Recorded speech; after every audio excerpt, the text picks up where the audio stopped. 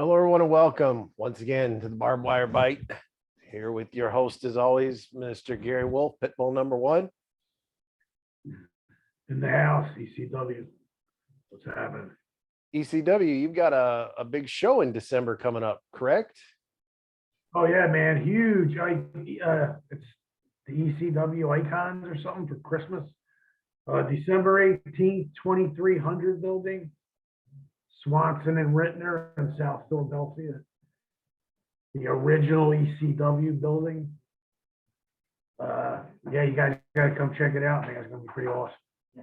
Our number one fan, and I'm gonna look it up because I don't want to butcher his name, always really supports the show. Ronnie, I'm gonna say Margolin. I don't know if that's the right name. He runs all those ECW Facebook pages, loves this show. He's looking forward to going to it. He can't wait to meet everybody. Tell people.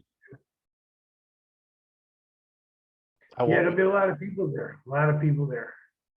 And also they're doing a documentary on the Pitbulls, me and my partner. So I think we're gonna start filming that week, actually. So pretty excited. I saw even Vampiro is going to be there, Yeah, probably. which is weird. 'Cause he wasn't part of ECW. No, he skipped right over. He was gonna come with us, and then I think he went right to WCW. He had all that heat with Conan back then too, so that might have helped. He blocked me on Twitter. He doesn't like me, so tell him I said hi. Yeah, no, I don't have to talk to him. Honestly, when I met him, I'm not gonna lie to you, he was kind of rude and like he had his face painted. He was traveling with the Insane Clown Posse that first time I met him. So he had his little hook over there. And then Raven would do something with them once in a while. He did a documentary about like him reconnecting with his daughter and all this, and I thought that part of it, and I did the review, and he didn't like the review apparently because I didn't give it a good review. The parts with him and his daughter I liked because it was like I'm watching a documentary. All the other stuff, because I know a lot of the people that they kind of filmed in there, I know I'm watching a big work. So at the end of it, it was like, and they kept comparing it to the movie The Wrestler and that. It was like, this isn't really a documentary. This is just a work designed to make you look good. And I kind of know what happened in some of these parts where you really look bad. So I didn't go into that, but I was giving like a 2 out of 5. Yeah, I never saw it. I heard about it. I didn't get a chance to see it, though. I definitely didn't get a chance to see it. Wrestling documentaries are hit and miss for me. They're either a shoot or a work. Yeah, I mean, there's one that a friend of mine and myself are working on right now, and it has to do with women's professional wrestling. It's not even about that. It's about, Luna and women back in the 60s and the 70s, when they were real shooters, totally different business now than it was back then. Do you talk about the rumor that I've always believed that Moolah is related to Vince McMahon? I've heard that. That's strange you say that because I have heard that. It's not a widely circulated rumor like the Macho Man Stephanie thing, but I have heard of the Moolah McMahon. It would explain a lot. Yeah, I don't know, man. Everybody's like telling me all these things. It's going to come out in the documentary. You know what I mean? Because we have people that know. You know what I mean? They were there at the place where she had it set up for all the wrestlers. She was the only person that could get a job, like could help somebody get a job. That was a girl back then. You know what I mean? And she took full advantage of it. She put them all up in it was like a campground thing, but they had a lot of bungalows and stuff. And they would, just like I said, they would put them all in there. And there was no other place for a girl to go, at that point. So she pretty much had the whole thing locked up in her. Her and the other chick, the older lady. It was May, wasn't it? Mae Young. Yeah. Right? Yeah, I was on shows where her and Mae Young would show up. And it was funny because I'm like, oh my God, like how old these ladies are, but they can still bump. It's crazy. Like they're 70 or 80, but they still bump. And this is back in the day when the Samoans and all, a lot of old timers were out there still, just doing independence. We were young, but it cracked me up, man. Some of the stories people know about it, and they're going to be told in this documentary. It's going to be, believe me, Vince already wants it, so he could shelf it, and that ain't happening. So it's going to be very good. In ECW, you had all the ladies. I mean, you had France, but you had all like valets, the Francines, the Beulahs, kimonos. How come Paul didn't do any like women's wrestling? Why didn't he ever try to bring in any like female wrestlers, maybe from AAA or something like that? Honestly, it was before its time, but I think we should have done it because look, we brought in Conan, who brought us Rey Mysterio and Juventud Guerrero and Psychosis, and we had them guys way before WCW did. You know what I mean? So we brought Mexican wrestling to the United States pretty much. I mean, that was one good thing we did. And then we brought Japan over. We used every tag team you could think of out there because we were a tag team company, kind of, if you think about it. Yeah, I remember at Gangster's Paradise when Ray and Psychosis fought. And I remember there were only, I think, like 3 matches after it, but it was so hard to follow because I had never seen any. And I watched Lucha Libre, but I never saw guys diving into the crowd while Ray is holding the chair up, doing the extreme spots. So it was like, wow, this is so neat. Then when the next match came, it was kind of like, I've seen this before. I want to see these guys again, So I liked it when he brought in the Lucha guys. That's when, Eddie, Dean, Jericho, all the guys knew they had to step up. Because we're sitting in the back watching this. We're just like, oh shit, like everybody, I mean, that's how it was. I mean, I don't care if your first match or last match, you have to do better than what was before you. You know what I mean? First match, hey, you got an easy night, man. They're gonna pop for an arm drag, you know what I mean? But when we knew we were like semi-main or main event, I mean, we sat back there all night and watched everything.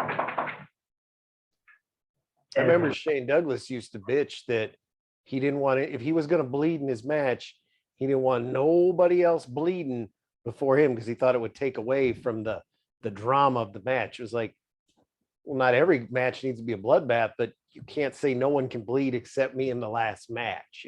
Shit's going to happen, especially in a hardcore company. Yeah, definitely.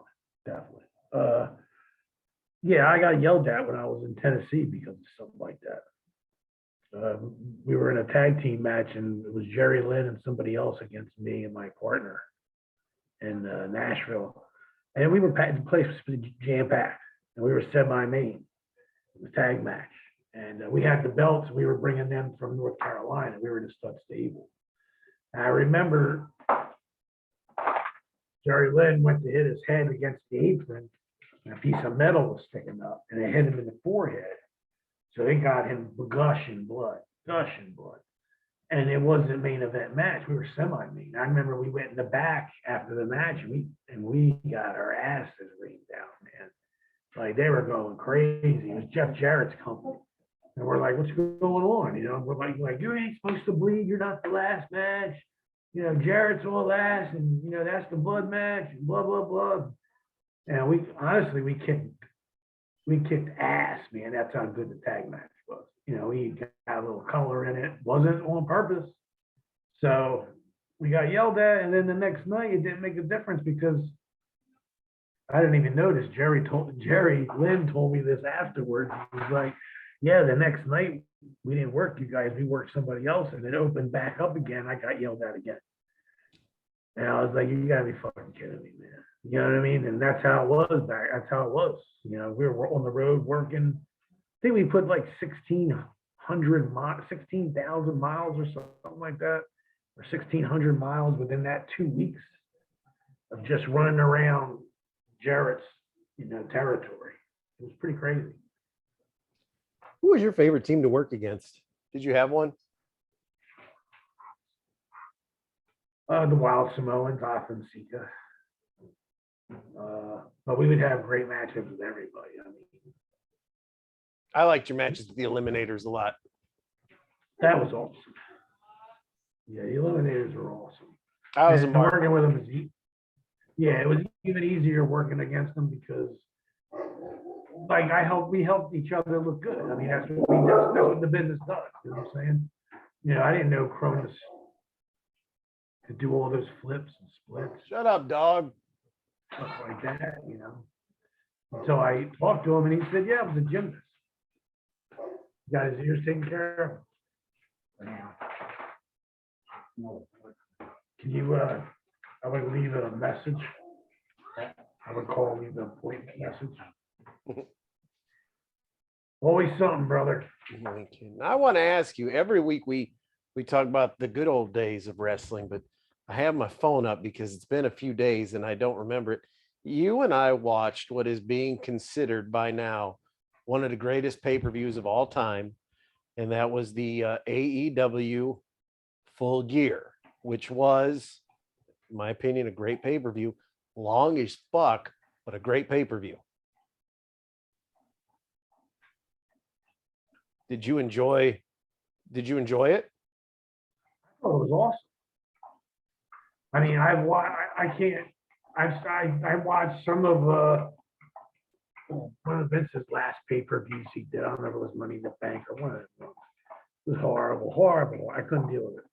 But I watched this. This was good. Long, but that's why I got a DVR, which is great. So if I can't watch it all, I'll watch it the next day. So I'm going to ask you the matches, and I want to know what you thought of them. The opening match, which I thought was a modern day Malenko Guerrero, and we were talking about it. It was MJF against Darby, had good buildup. And I always said MJF was real good on the mic, but not that good in the ring.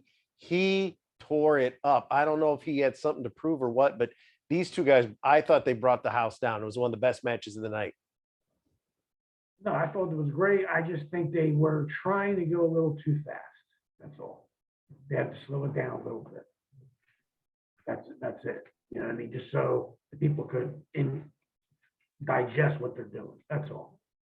But it was good. Did you like the spot when Wardlow and Spears were coming out and then Sting ran out with the bat to run them off? And, you know, 'cause you got to get Sting in there for the pop. Yeah. You got to get the swerve in there somehow. You know what I'm saying? So I liked it. I thought it was better than I thought it was going to be. Put it that way.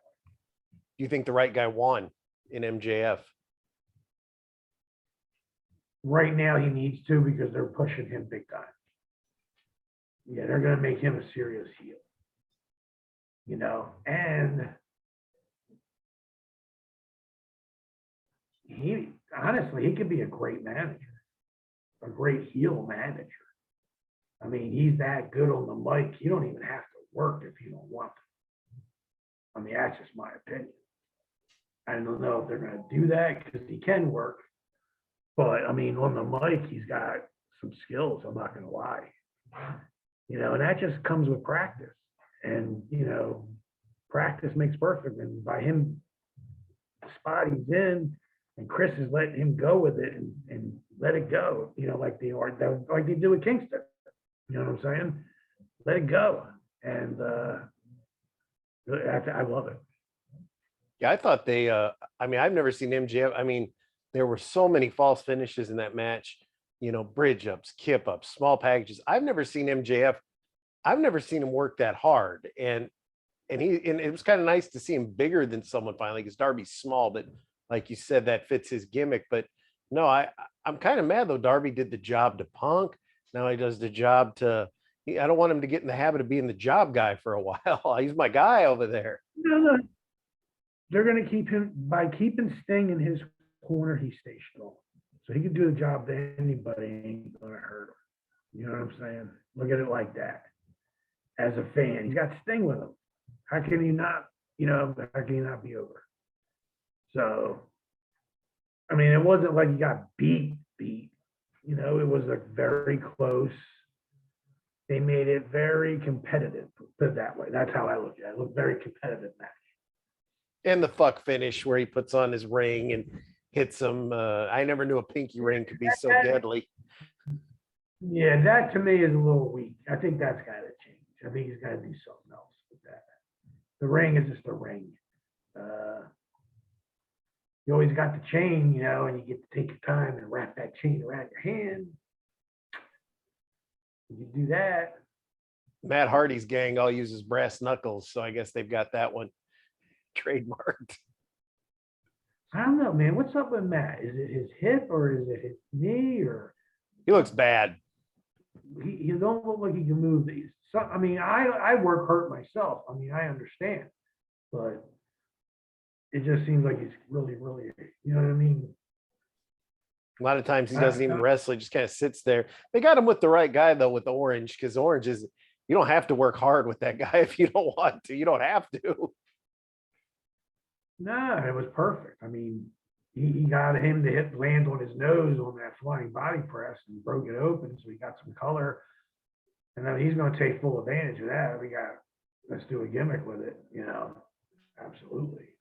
But yeah, Orange Cassidy, he's like another one that he don't have to go over and he'll still be over. Yep. You know what I'm saying? So that's a good thing. Definitely a good thing. Now, after those two, we had the tag match, which was the Lucha Brothers, I think best tag team in the fucking world right now, against FTR.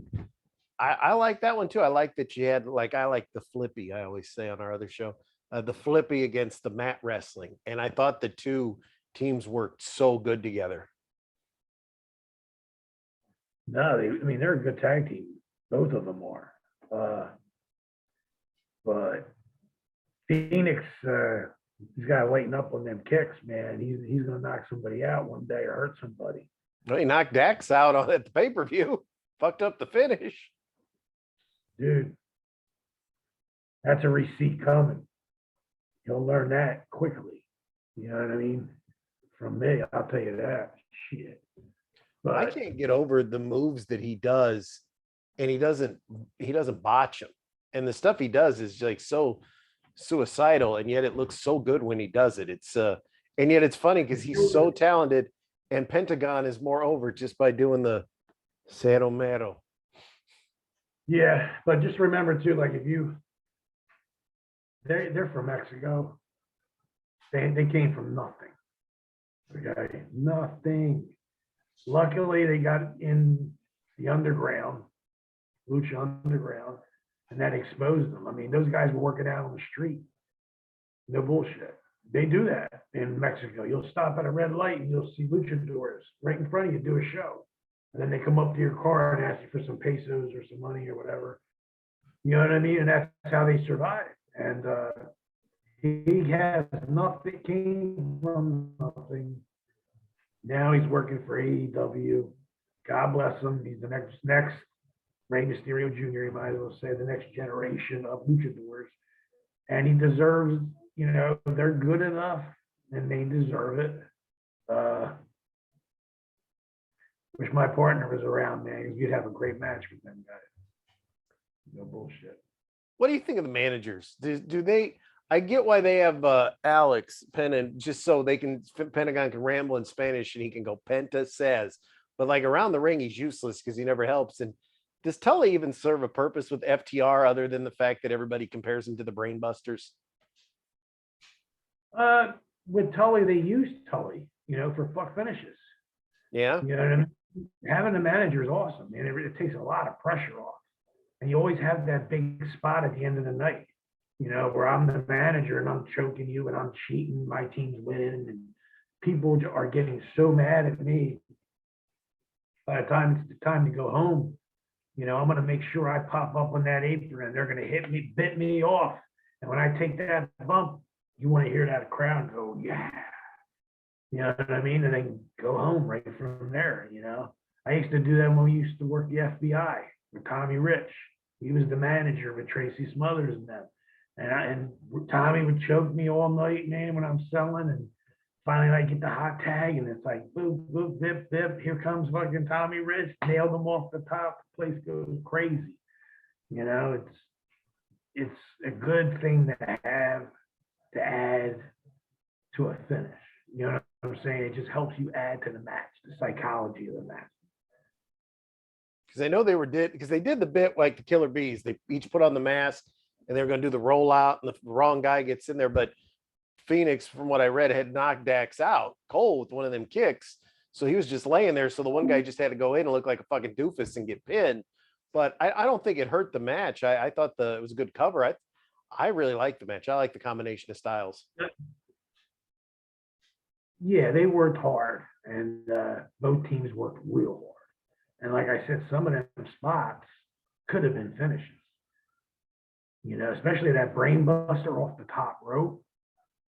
That should have been a finish. Like, I was just like, oh, you know what I mean? They went a little too far. They didn't have to go that far.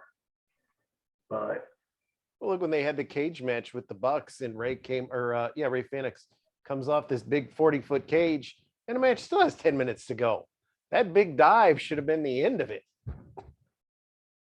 That's psychology. They don't know it yet. Do you see what I'm saying? That's what I'm talking about. They're luchadoring it, but they're not realizing we're an American. So you have to do luchador style, but we have to do, you know, psychology American style. You know, they can do all the finishes they want. It's just all you're doing is making the other guy look like Superman. You know, and that's the honest to God truth. You know, I like to have a couple false finishes to keep the crowd along. If a manager is involved, you definitely get him involved, and you go home right from there. You know, something easy as a schoolboy. You know what I mean? Or anything, just something quick out of the blue. You know what I mean? Surprise the people. You know, you think you had him, but then boom, out of the blue, he just kicked out and went the opposite way. You know, there's so many different ways of doing it. It's just. Well, like I was saying before the show, you know, Shawn Michaels would hit the sweet chin music. That was it. Now there were probably 30 super kicks in this match alone. Yeah, see, and that's what we would do. I mean, when we were in ECW, I'm watching the match that's in front of me. You know, if I see 1, 2, 3 clotheslines or something like that, which is absolutely overdone, I won't even throw a clothesline now. Now I know, don't even waste my time. You know, so that's why we watch the matches ahead of time. A lot of people don't want to do that, and then that's why you got 15 super kicks in one match and then 10 in the other match. When that used to be Shawn Michaels' finish. I don't think any of these guys are as good as Bret Hart, and he took a finish from a super kick. Yeah. Yeah. So many other guys. Sid, Nash, Hall, everybody ate that thing. Now it's just a move. They all went to sleep. Now what happened? You know, I get it. They can do these moves. I get it. But to me, some of them, the risk is just too much for me. It's too much. It's too risky. I don't get it. So they had their hell of a match, and then they didn't really bring it down. Now they got a strong match. You had Miro. I don't know what to think of Miro. And Bryan Danielson, who's my opinion, Bryan Danielson having the best matches he's ever had in his career. And they had a strong match, and both guys looked strong in that, especially Miro. You know, I love when the guy, he won't give up, but he passes out, you know. And I thought those guys really had a really outstanding match, physical match. Awesome. You could see how happy Bryan is. You can just see it in his eyes, the passion of being a wrestler again. He's happy. He could go out there and do whatever he wants. You know, as long as he does what they're telling him to do for a finish, it's fine. But he's happy, man. He's happy to be back in the ring. You could just see the difference. If you can't, then you're not a real wrestling fan or a wrestler, because I can tell. I can see it. He is loving it because he gets to do what he wants to do. You know, Vince, he pulls out a paper this long, man. Don't do this. Don't do that. Don't do this. Don't do that. I mean, come on. You know, the giant, you know what his list looks like? This big. Number one, every time you get in the ring, you got to go over the top rope. That's number one. If you don't do that, you're fired. That's number one. Number two, your finish is a choke slam. I don't want to hear that you can do a drop kick or you can do all these other moves that you can do. Believe it or not. But you're not going to do that here.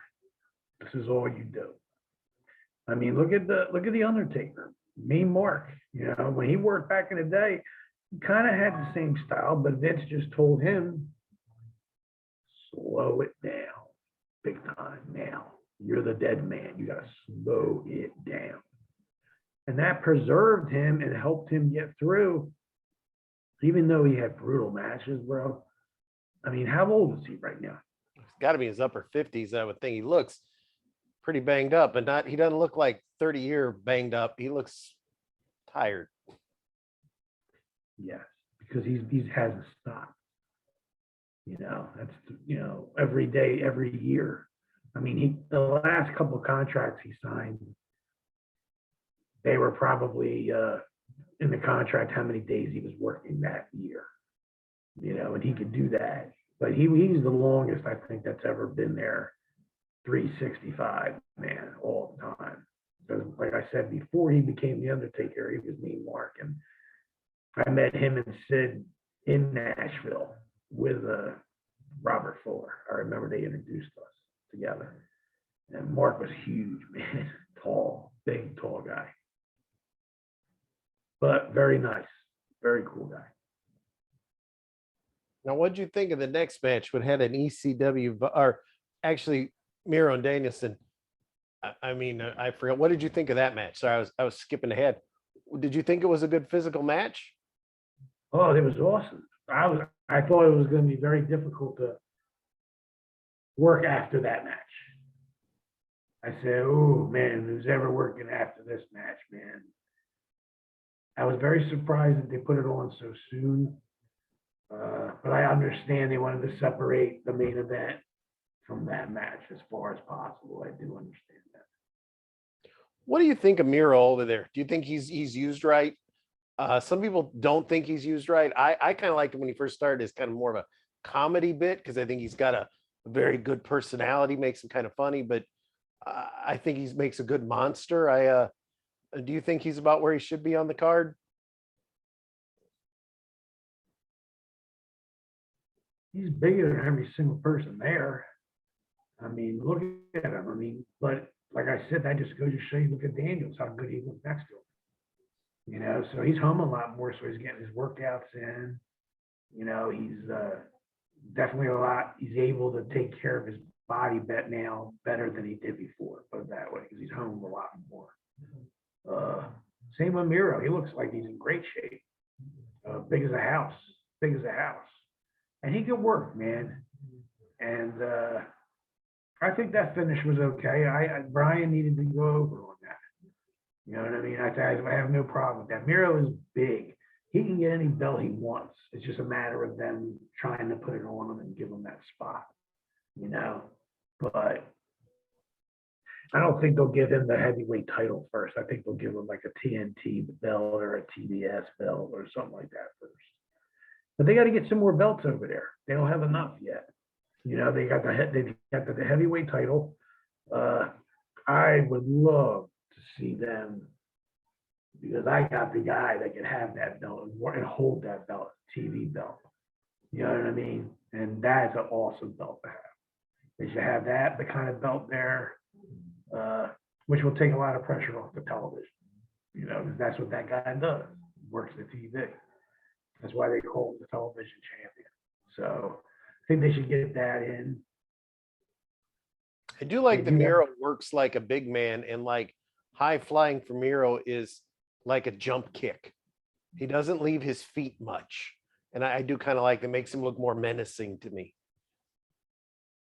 No, that's good. He stays that way. Plus, it's good for the younger. I mean, look at the guys that do all them flips and stuff.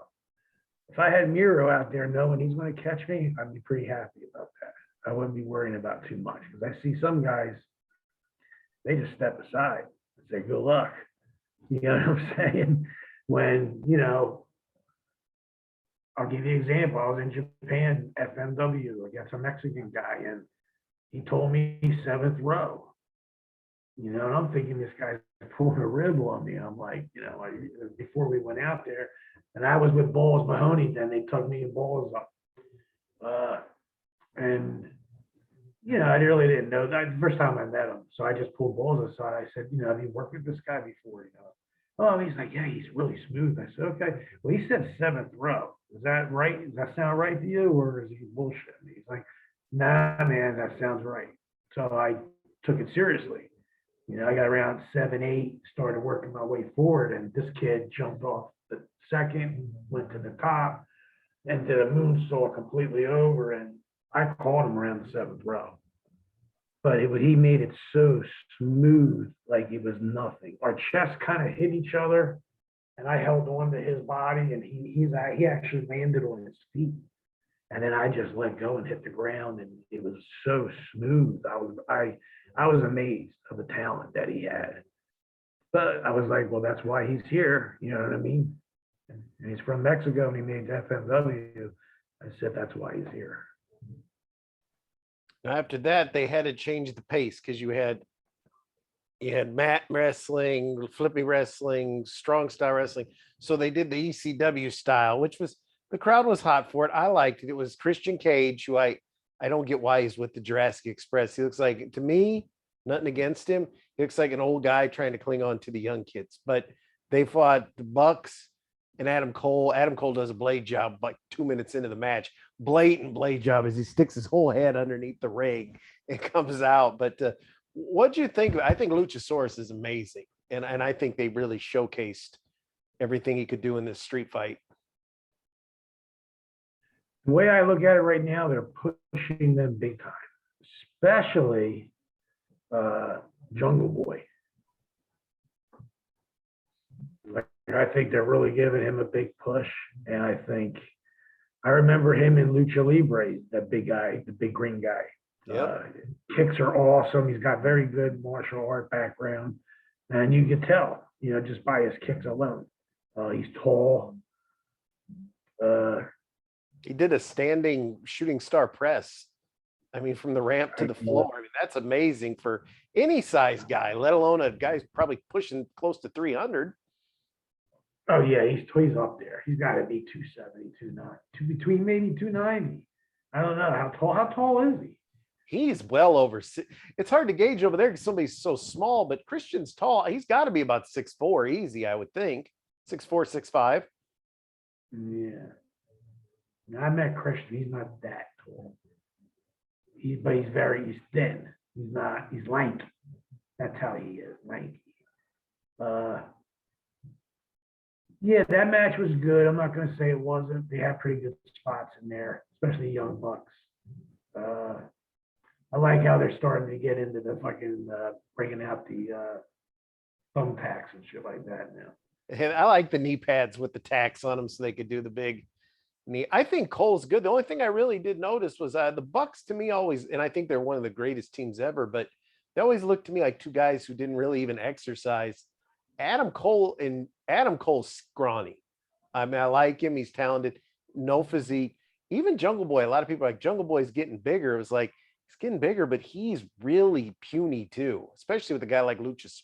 When the Young Bucks are bigger than you, you should really hit the gym.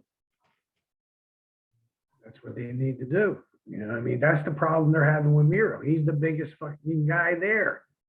And then look at Brian Cage. He's not even, I don't even see him there anymore. He's doing independence. Yeah.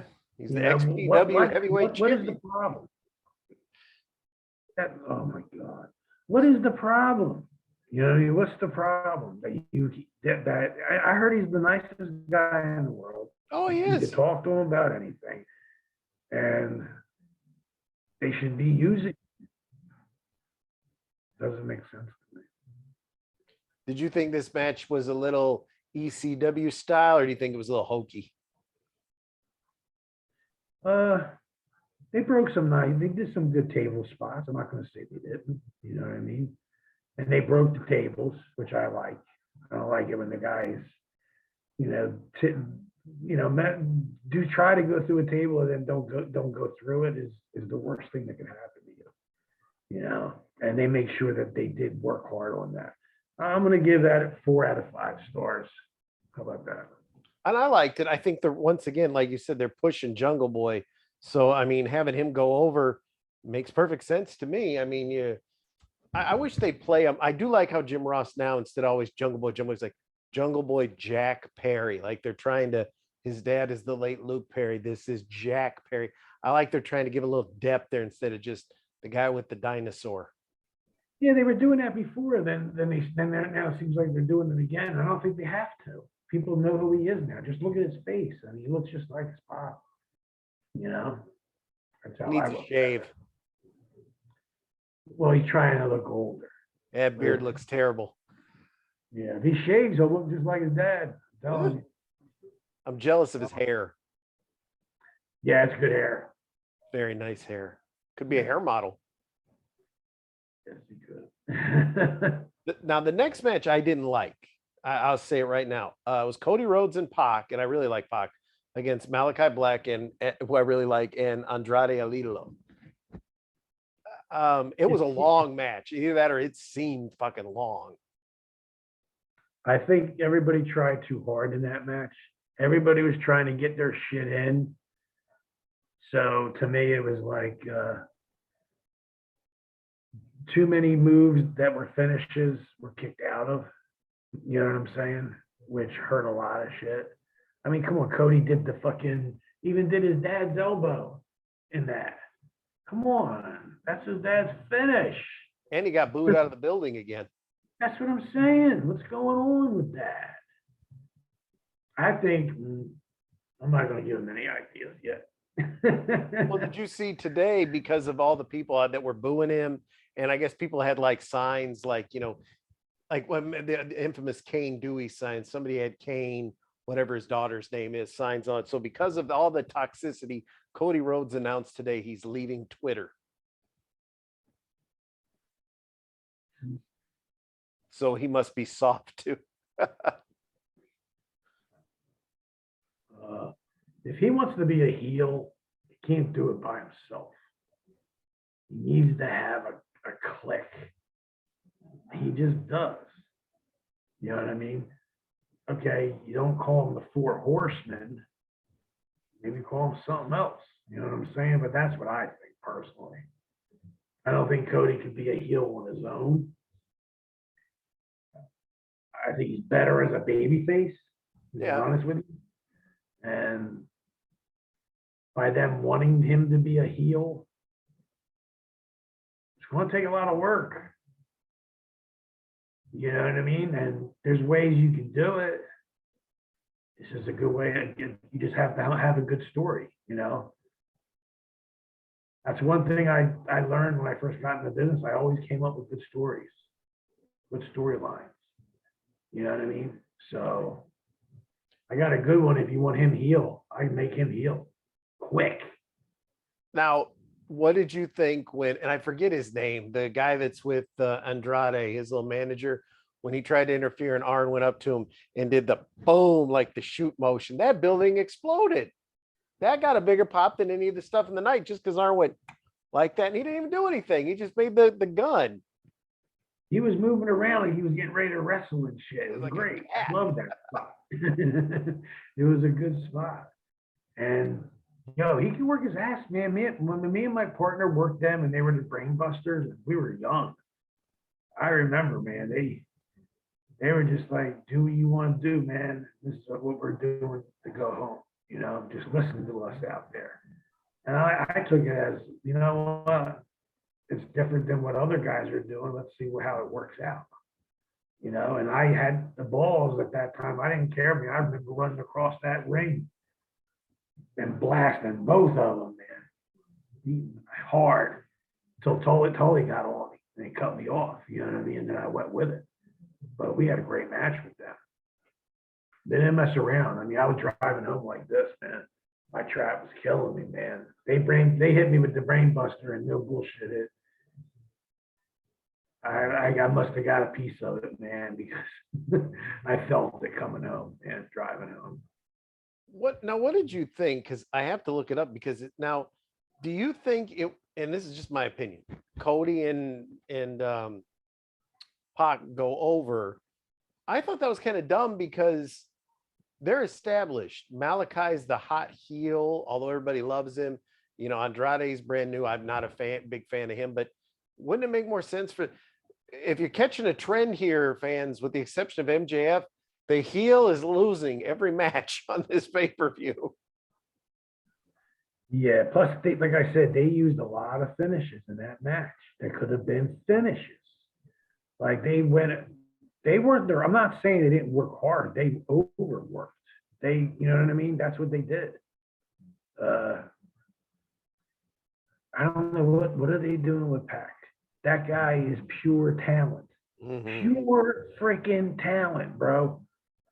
Amazing kicks. If anything, he should be tugged up with Malachi Black. Yeah. Okay, that's what I would do. Okay, talk about a fucking tag team. Shit.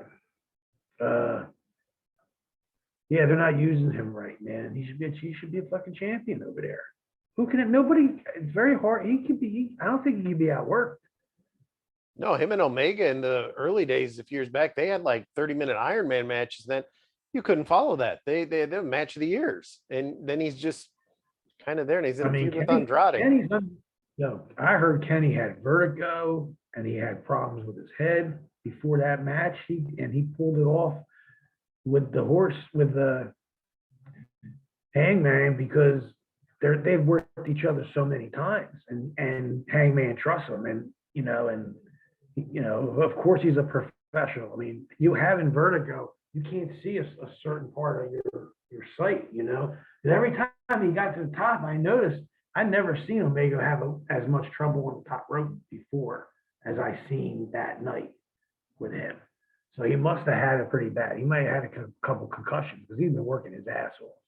I mean, I know he's been going back and forth to Japan, and besides hitting the indie shows with that other guy, and I don't know, do they do that Impact anymore? No, he's done there.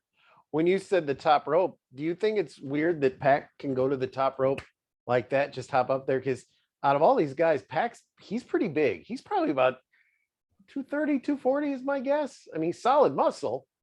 Solid. He's definitely been a gymnast or something.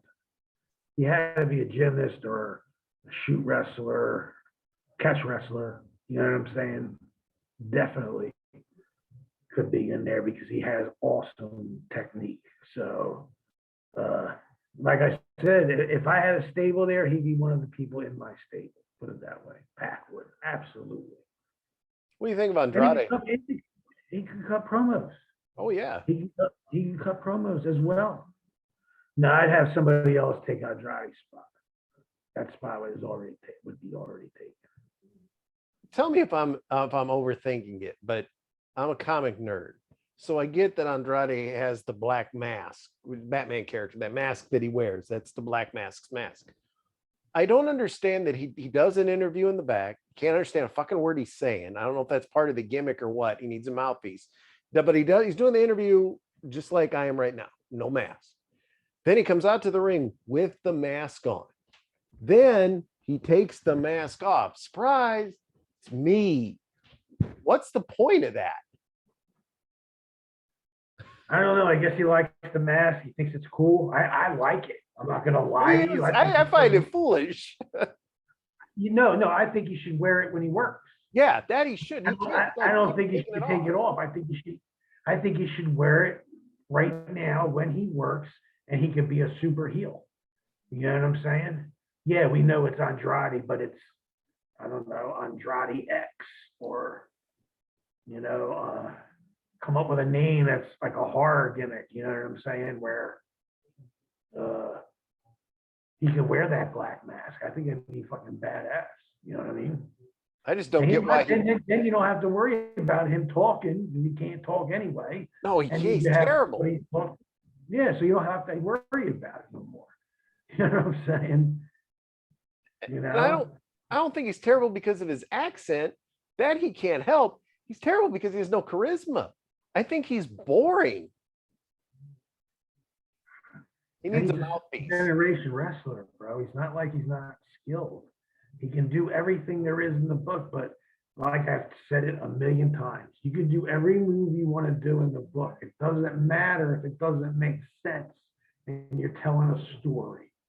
That's all I gotta say for that. You know, he's a great worker, but who's ever telling that story, you probably had 4 different guys calling that match in there that night. You know, when I was taught, the heels called the match because the heels are supposed to make the baby faces look good. And I remember me and my partner working Vince Torelli, who was Ken Shamrock, and Chris Chavis, which is Katanka, they both couldn't work. They couldn't work a lick. Okay, they were green as grass, and we would do TV shows with them. And I remember George Scott and Paul Jones would say, "You're working them 2 tonight." And we're like, "No problem. We're going to put them over. No big deal." You know, and we're doing easy stuff like duck the clothesline, grab me, dump me on my ass. I sell my ass. I turn around. He dumps me on the front. I'm sitting there rocking the boat, you know, hit the ropes, clothesline, out of the ring. You know, easy stuff. And that's what we used to do with down south, just to teach, you know, because we were the next ones going up if we wanted to, but we decided to go to Japan instead. But the heels always called the match. That's how we were told. Like I said, I'm doing all the bumping for you to make you look good. That's why Flair was great at what he does. See, this match, there was no, you know, usually in the tag, it's shine, shine, heat, heat, heat, heat, hot tag, shine. This was just heat, shine, heat, shine, heat, shine, heat, shine. It never stopped. It just was back and forth. It was horrible because the hot tag wasn't even a hot tag. When you do a hot tag, the heel gets the tag first, comes in, the baby face makes the tag, the heel's like, whoa, whoa, whoa, backs up, and then that gives the other guy a chance to get up from the ring, and then you start feeding him and bumping and bumping and bumping. There was not even a hot tag. I don't think the crowd knew who to cheer for. No, they just boo Cody. Like I said, I got a good idea that would get him heel as fuck, man. But I have a lot of ideas for Arn, but they don't take my calls. So yeah, I wouldn't be surprised. Plus, that Pitbull, Arn knows what he's doing before he does it. So the limo pulls up, and you hear the screaming and everything, and it's like one of the girls, like we'll say Anna or even Ruby Soho, get one of the girls in there, and it's like MJF and the Pinnacle's limo because they're like the only real bad guys. And you hear all this commotion running, and Cody and Arn and all them go running in the back. And there's the girl. She's laying there. Her clothes have been ripped. You know, you got to imply that it was a rape angle, and or an assault, I should say. And she's laying there, and the limo drives away, and Arn pulls out the gun, and it fades to black. There you go. And MJF's ring could be laying on the floor by her. You thought of that? That'd be great. In this world, it would be great. Yeah. But they don't take my calls. Be heel. Well, yeah. I mean, yeah. Well, they don't take a lot of people's calls. I'm surprised they take mine. I just gave them a. Now the happens, bro. You never know. Now, what'd you think? The next match was actually one of my favorites, although I'm going to say it before we start. Wrong guy fucking won. CM Punk, who got booed, against Eddie Kingston, who got cheered because the crowd was really behind Eddie. Because I think this was, I don't think their fight was a shoot. They're professional, but the angle I think was a shoot. I think this guy was like, you guys snubbed you turned your nose at me. You thought I was some fat fool. Fuck you. You know, I've been working my ass off. You went home for 7 years. They had a hell of a match. Bro, I'm telling you, that's 100% true. Eddie Kingston used to come to my school when he was not in New York, and he would come down and he'd be on some of the shows if I ran them, or Todd would run some, or the Backseat Boys, one of my tag teams I trained, they would run some shows, and Eddie was always there. I know Eddie well, and Eddie's doing what he's supposed to do now. He finally figured it out.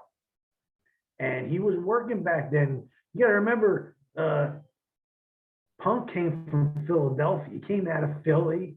He was working most of his work in Philly. Most of them guys all came out of Philadelphia area. You know what I'm saying? And yeah, they treated Eddie like shit. Because Eddie wasn't the muscular guy. He wasn't the type of guy to go to the gym. And it wasn't like Punk was Mr. Big either. He wasn't. Punk small. Guy. He wouldn't even go out and buy tights. He'd wear a pair of shorts to the ring. I mean, I give him props. He had boots. But he would just wear a regular pair of fucking shorts to the ring and he would wrestle. And I don't know what it is. He would do this drug-free gimmick on his fingers and everybody would fall in love with him about it. They didn't give Eddie the chance that he deserved back then. They forgot all about Eddie. When they went up to WWE, some of them guys, and Punk was one of them, they forgot all about Eddie. And it's true. So when Eddie got the chance to cut promos, like I told him back in the day, bro, tell him the truth. Flair does it. It works for him. Fabulous. Say the truth. That was a shoot. He hates fucking CM Punk. He fucking dislikes him. Absolutely. Because Punk back then thought he was better than anybody and everybody. He had an attitude because he was getting over in the magazines and promoters were talking about him. And he wasn't working for that much money. A lot of guys, they'll work for peanuts to get a lot of work. And then you're like, man, why is this guy getting so much work? Is he that good?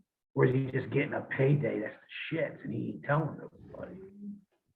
Okay, that goes on in our business, especially in independent business, independent companies. I know guys that probably work every freaking weekend, but they're only making maybe $200. You know what I mean? I can't live that. I can't do that. I can't live off of that, So, but they'll work every weekend, and then all these other promoters are like, wait a minute, this guy good? Is that why he's won so much? Or what's this? What's that?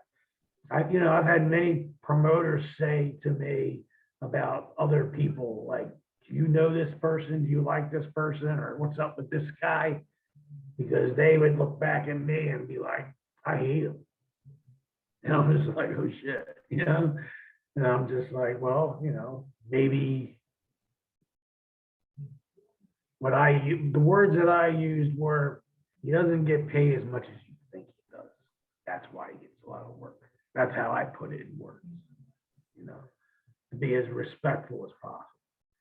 I mean, I remember at one point, independent guys were working for fucking free just to get on a show. They'll work for free.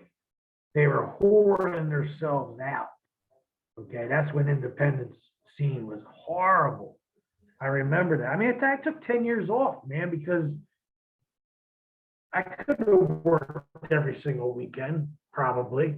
But it was just like at that point, me and my partner went to Connecticut and he moved and, we lost the gig at WCW because Vince bought it. And we were still doing Puerto Rico here and there.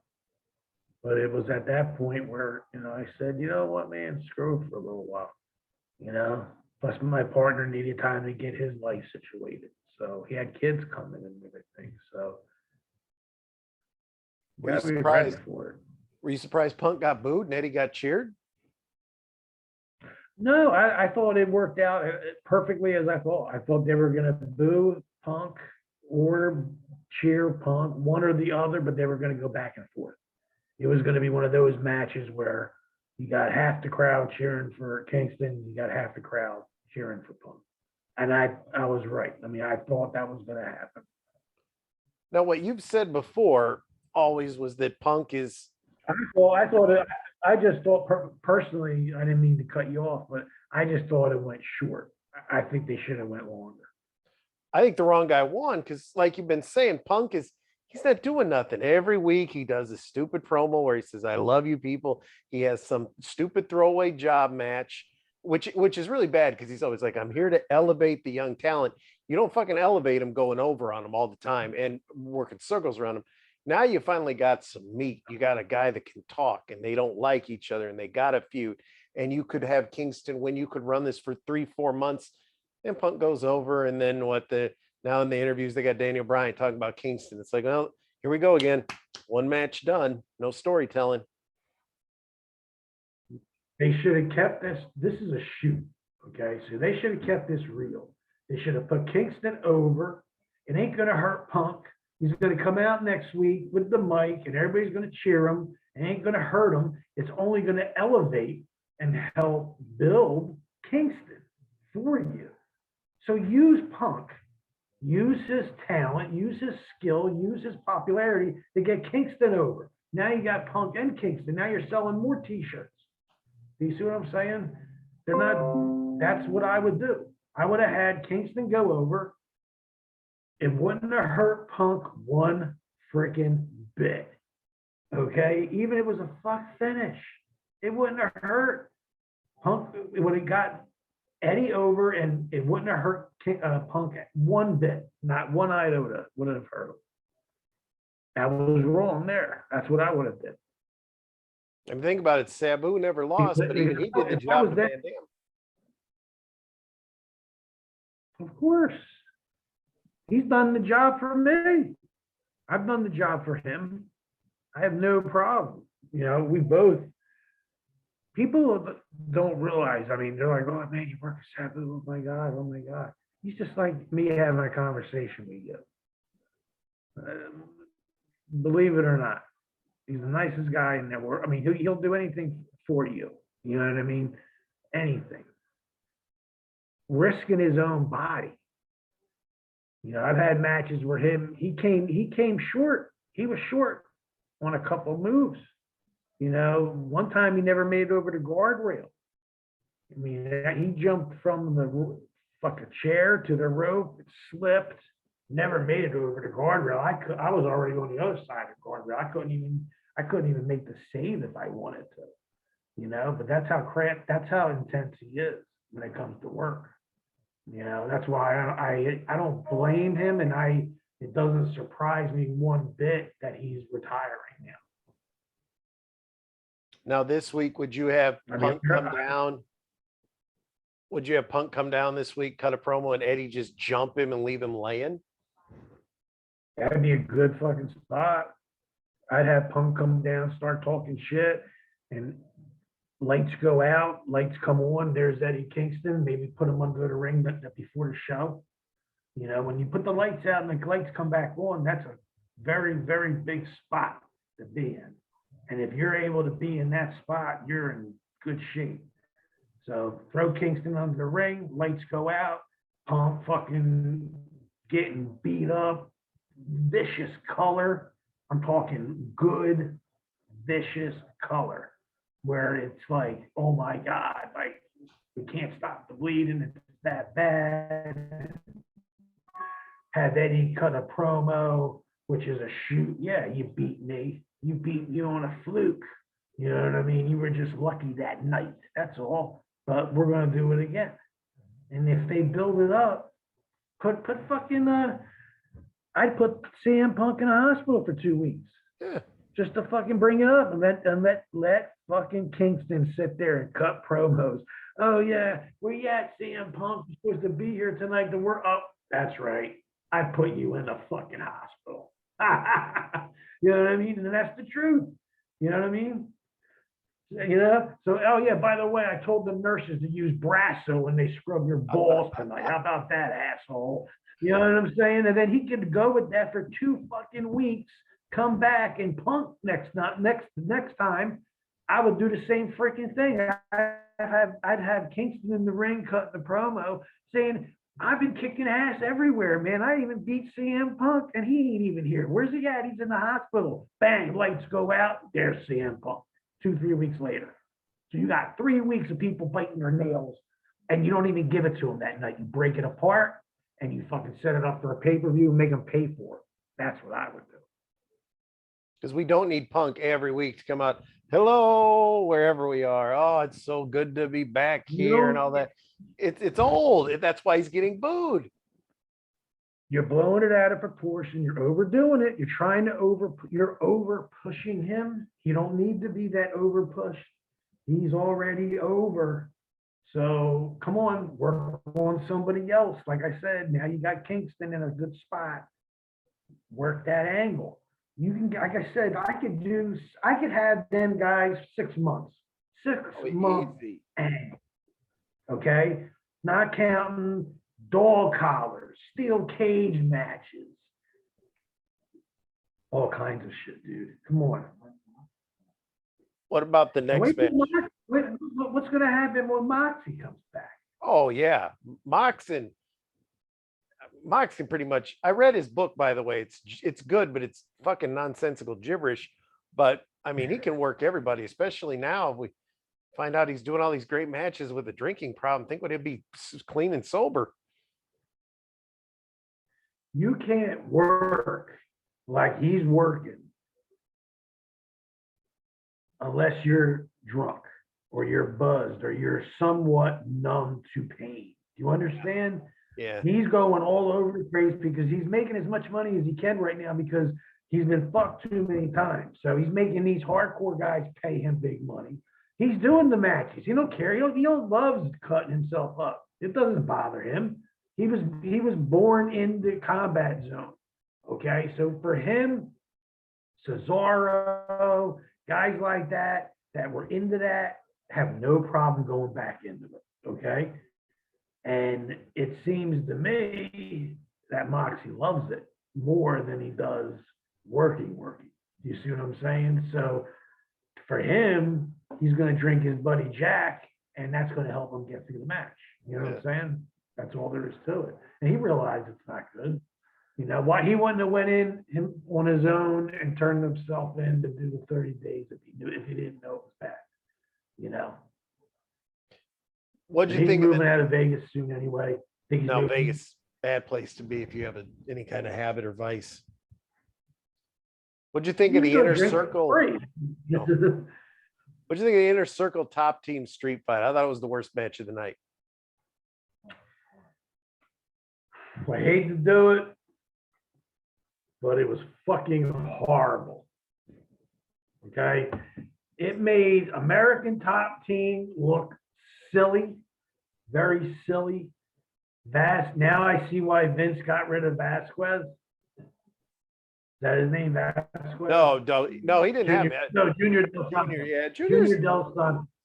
Junior is an unbelievable fighter. He's a heavyweight champion. I have nothing bad to say about him. He can kick fucking ass, period. But he cannot work. He cannot wrestle. He can't do it. He don't know how to throw a punch. Andrew Orlovsky is another guy, a champion, a world heavyweight champion, more than once, 2 different weight divisions, can kick ass like a motherfucker, but he can't wrestle worth shit. He looks horrible, okay?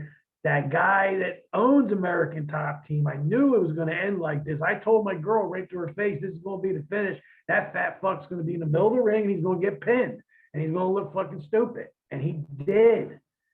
To me, fuck, I mean, anywhere else, anybody mess with that motherfucker, he'll probably kill you. You see what I'm saying? But he made himself look so fucking silly.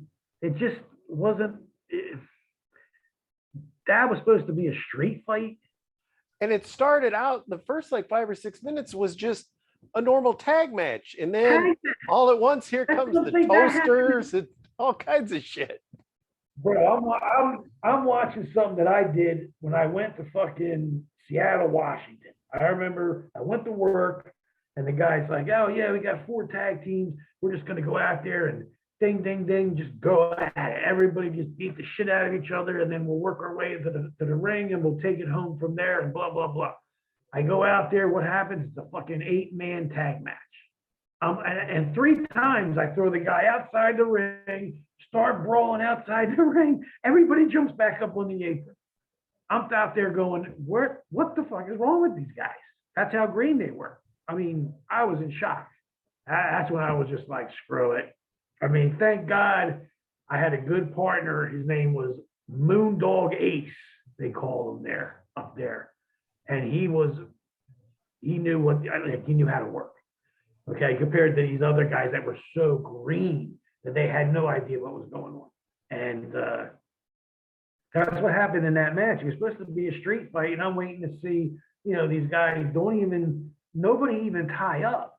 I mean, just ding, go at it. Everybody go everywhere.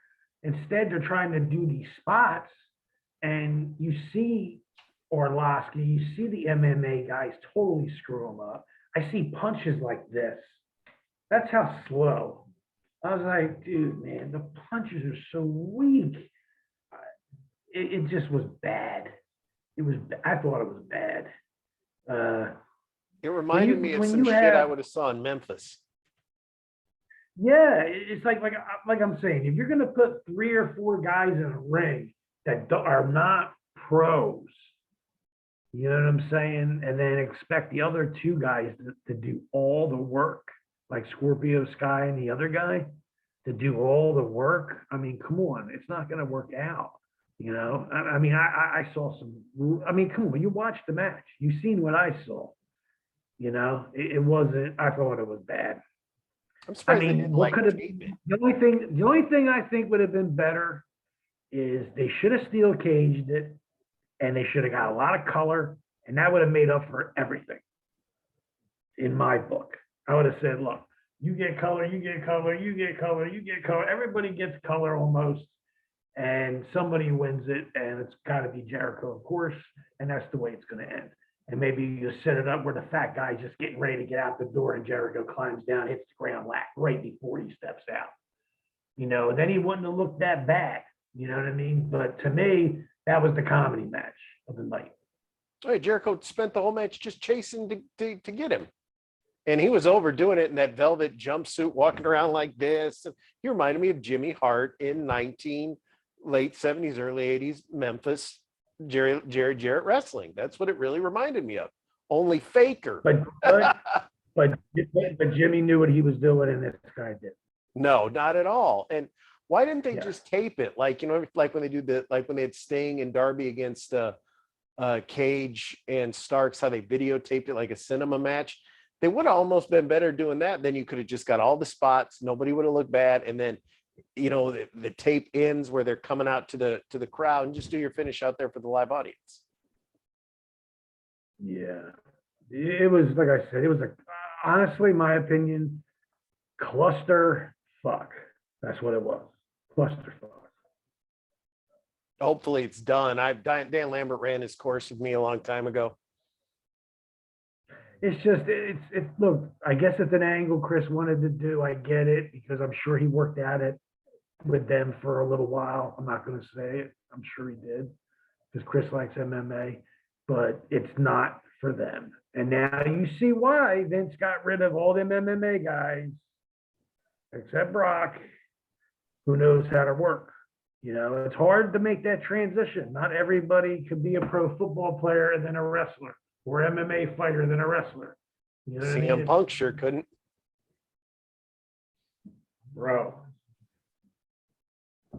put $1 million on the table. I'll fight him tomorrow. Even hurt, I'll fight him tomorrow. I'll do it for a couple thousand. I'm cheap, and I'm pretty confident I could take him. I would even choke him out.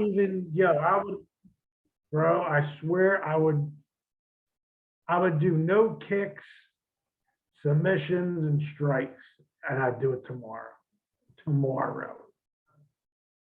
Even if he beat me, I'd still do it. Like I said, I would do it tomorrow.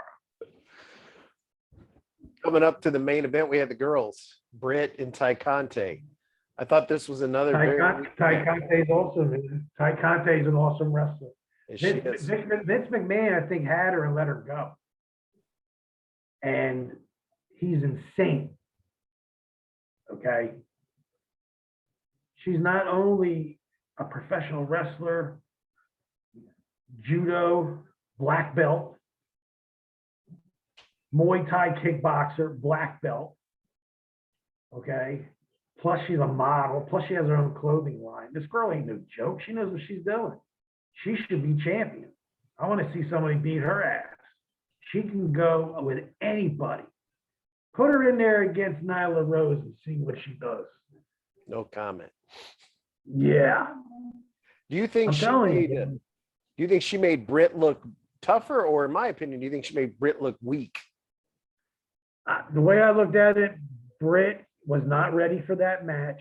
She didn't. I don't think she should have studied more her style, so then she could have got in there and worked almost that same style that Ty uses.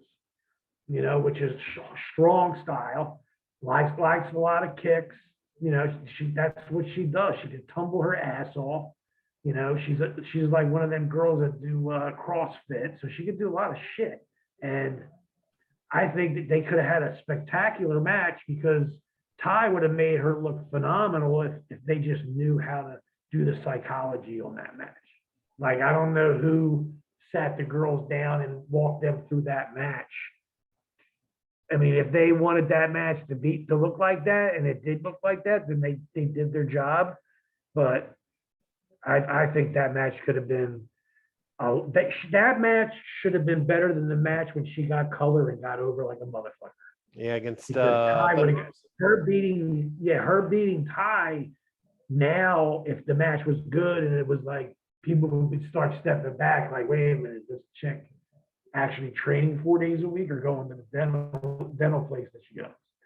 You know what I'm saying?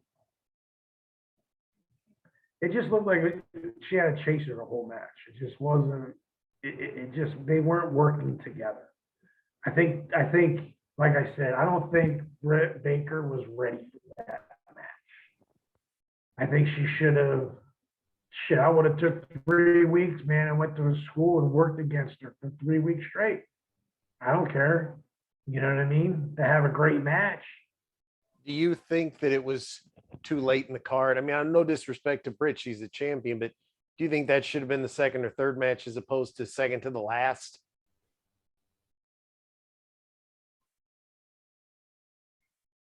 Absolutely. But maybe they were hoping that, you know, Ty was going to, you know, or Britt Baker's job was to make Ty look fantastic.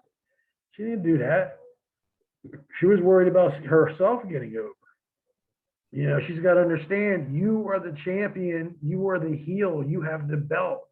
So what? Take some fucking bumps, get some blood going, look like you're getting your ass beat, cheat, and you win. And they fucking will hate you even more. Yep. I mean, with that kind of talent in the ring is like me saying, okay, I'm working the Cheetah Kid tonight. You know, Rocco Rock, who could do everything and anything. Okay. That's what it was compared to. I mean, I know I'm going to have an unbelievable match, or with Eddie Guerrero. I know I'm going to have an unbelievable match, or with Dean Malenko. I'd have a great match. You know what I'm saying? Because that's what they do. It's a shame, man. She should have took full advantage of it, because she would have walked off a big pop, man, would have been for her. If she would have just put the time in and really studied that style that she has. I don't think she did. It just looked like, and then she had those other girls getting involved so much, and she's there out there with two other chicks, right? Yeah, Rebel and Am I right with that? Rebel and the other girl. It's too much. That's what I'm saying. Yeah, I mean, and it's 3 against 1. And like I said, that's another gimmick that they could have made. That's another angle that they could have made and go for a little while, you know. And that would have made Britt Baker a better worker going against Ty a couple of nights a week here and there. I mean, that's only going to make you better. Yeah. So why don't they do it? They should have did it. It should have been an upset. Ty wins. And now Britt Baker is coming after her, and she wins the belt back later, and she's still a heel. It ain't going to change anything. And they're only going to build Ty up a little bit, which she should be. Because she is probably one of the best wrestlers there. Next, Thunder Rose, I mean, sorry. Now, what'd you think of the main event? The match, we all knew the outcome of this match when it was announced. Adam Page, Kenny Omega. Everybody knew it's been 3 years in the making that I was not. I would have been more surprised if Hangman would have lost because you knew he was going to win going in because Omega's had his year with the belt damn near. I thought they tore the house down. It was a slower match, I think, than some people expected, but I mean, they hit all their spots. They did everything. Everything meant something in that match. There was no mistakes, and if there was any, to the fans' naked eye, they couldn't see. Okay, that's how good it was. I agree with you. They were really pushing the Cowboy at him. So, he had a kid. He got married. He had to take some time off. I think he got injured. So it worked out perfect. But look how long that lasted. That's what they have to do with everybody. You can't just do that with the heavyweight championship. You know what I mean? I honestly, I can't wait. The next one, once Omega's 100%, I think him versus Danielson is going to be unfreaking believable. Yeah. And I think they'll do an hour easy. I used to do 45 minutes with Lager. And I remember looking at the board as a kid in 1990, 91 and being in shock, like, you want me to wrestle a fucking hour? And they were dead serious. And I'm like, how are we going to keep these people in this for an hour? And that's when I met him, the first time I ever met him. And I'm just like, wow, like, what a character this is. And he was like 230, 240 pounds. He was just a little shorter than me, but he had some big legs and he could fly. Like, you would not believe this shit. He gave me and my partner our finish, the super bomb. And he showed us the only way to escape it is to do a Frankensteiner. And that's the only way to escape it. And he was so nice to us. But like I said, I had to do 45 minutes with him. And that's amazing enough in my book. And I did it more than once on that 3-week tour. But I can't wait to see Omega and Danielson. And I know Danielson wants it. And I'm telling you, bro, Japan is going to pay. It's time to get paid now. Like I said before, they don't even want him to do any independent shows. They don't want him to do in the indies. Yeah, they want him to stay healthy, man, because he looks amazing. I mean, he can hold that strap, that AEW strap. He can hold that. He could be the heavyweight title easy. Now he won working angle with Miro. Well, he won the Full Gear tournament, so that means he's next in line. I think him and Paige would have a good match. You'd have a two baby face match. They would have a great match. They would have a really good match. Paige is, dude, he does some amazing shit. I mean, you see him, he flies off the top fucking turnbuckles, doing blind landings and, landing perfectly. I mean, and those guys are his friends and they're going to be there for him. And he knows that. He trusts them. And they work psychology in their matches. You can see it.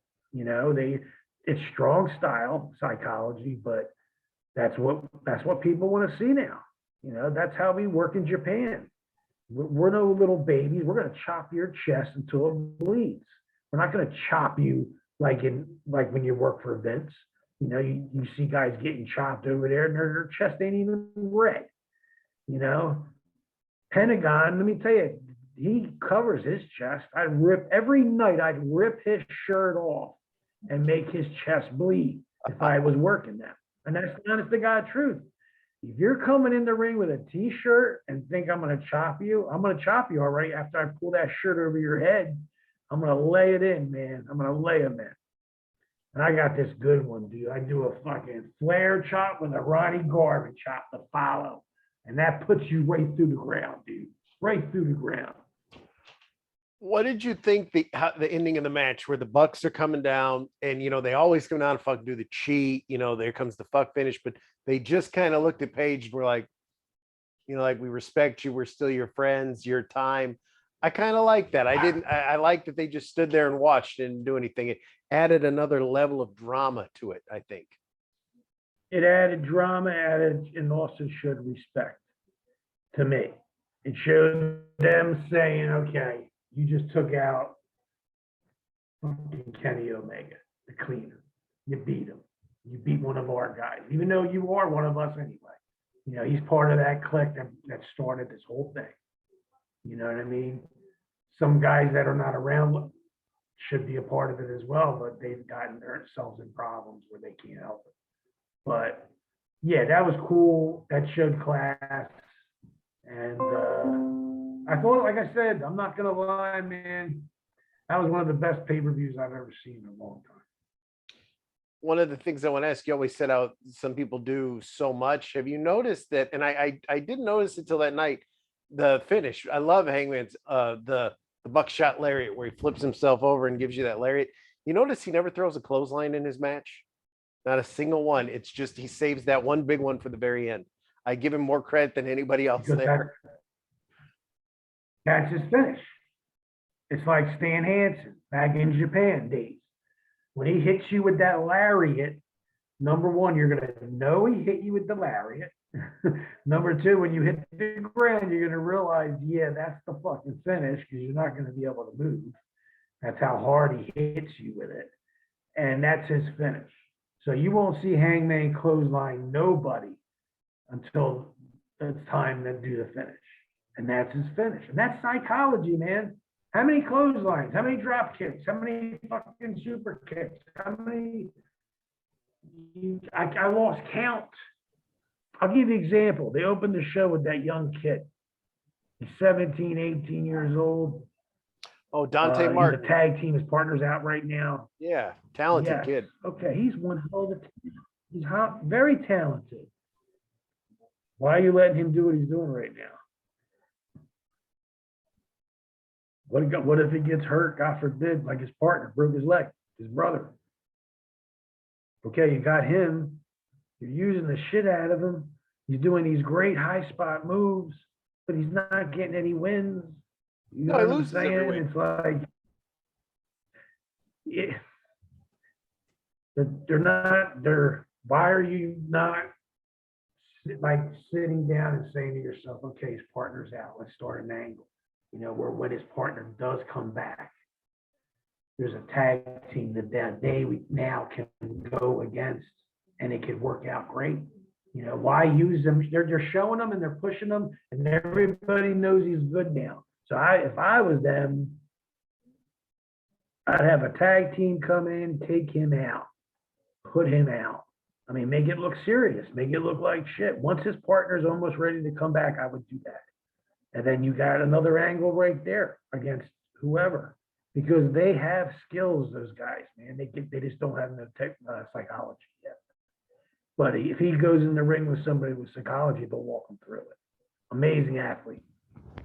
So overall, would you give this a big thumbs up for the pay-per-view? Absolutely. I mean, I think for $50, that was one hell of a show. One hell of a show, man. I got to give $10 an hour, as long as that shit is. It's a long show, but like I said, that's why you have DVR, bro. You know what I mean? Like I watched it, and I didn't want to miss the main event. You know what I mean? I want to watch that, so I DVR'd it. Got up the next day, watched it. Actually watched it twice, just to check it out, and it was fucking awesome. For him having vertigo, and I could tell he did, man. When he was on that top rope, brother was shaking sometimes. And for Hangman to be so like trustworthy, knowing that Omega's not going to kill him, you know what I'm saying? And they worked out beautiful. Yeah, they were tag partners. They were tag partners, and they had a good feud going. That's what I'm saying. It's time to start building the angles and start building the feuds. You know what I mean? Let's get some 3-month feuds going. Let's get some 6-month feuds going. Shit, me and Shane Douglas was 1.5 years, bro. Almost at 2 years. Almost 2 freaking years. And it was when they called me, when Rick Rude said, come to the ring, and Shane had no idea I was coming. And when I came out there, that place, the roof came off the building and then settled back down. That's what happened. Okay, and the people loved it. And all we did was bump, bump, bump, bump, and he ran to the hills. Couldn't wait for us next Saturday. You know what I'm saying? So I don't want to hear that you can't do angles like that no more, because you can. And they're right there in your face. You just have to use your imagination. Especially when they're only Use your doing imagination, 4 man. pay-per-views a year. That's what I'm saying. You know, you can't keep giving them these unbelievable matches on television for free. You know, let them pay for it. Yeah. You know what I mean? Let them pay for it. ECW did. Come on, man. It was crazy. You know, they couldn't wait to see Sabu and Taz touch. That thing was 3 years, 4 years. It worked. I don't care what anybody said. Well, look at My angle went over at least 2 years. how about when Sting in WCW was doing the gimmick where he was the Crow and he just stood on the balcony for almost 1 year straight before he fought Hogan? That was the highest pay-per-view they ever did, because you wanted to see it. Terrible match, but you wanted to see it because it had a year buildup. That's what I'm saying, man. I can't be any more clear. That's what it comes down to.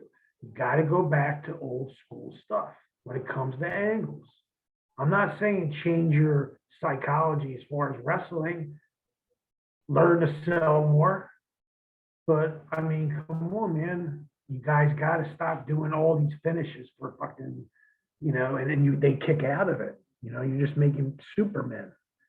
And like I said, if Cody wants to be heel, I know an angle that would make him heel. I know an angle that would make him heel. Many of them. And I think he should have his own faction, which will make him even heel more as a heel. You know, that's how I look at it. I had fun What this are you week thinking, talking bro? about AEW. How about you? Yeah, I loved it. Like I said, they put on a great show, and I was happy. I rented it, and I was very glad I watched it. It was very good. We'll have more old school stories next week. Yeah, this week we did the AEW, but I don't have anything else to say this week. Do you? No, man, I think I'm out. I'm drained. It was a long week, man. Long weekend. Long weekend, long pay-per-view. Yeah, it was a long pay-per-view, but hey, I gotta admit, you get your money's worth. Yeah, you do. Period. I mean, there's no doubt about it. No doubt about it. So, with that being said, I guess we will be back again next week. we will. So, if you guys are listening, tell your friends, check it out. We don't bullshit. We tell you the truth. This is Pitbull Gary Wolf out with my man Doc.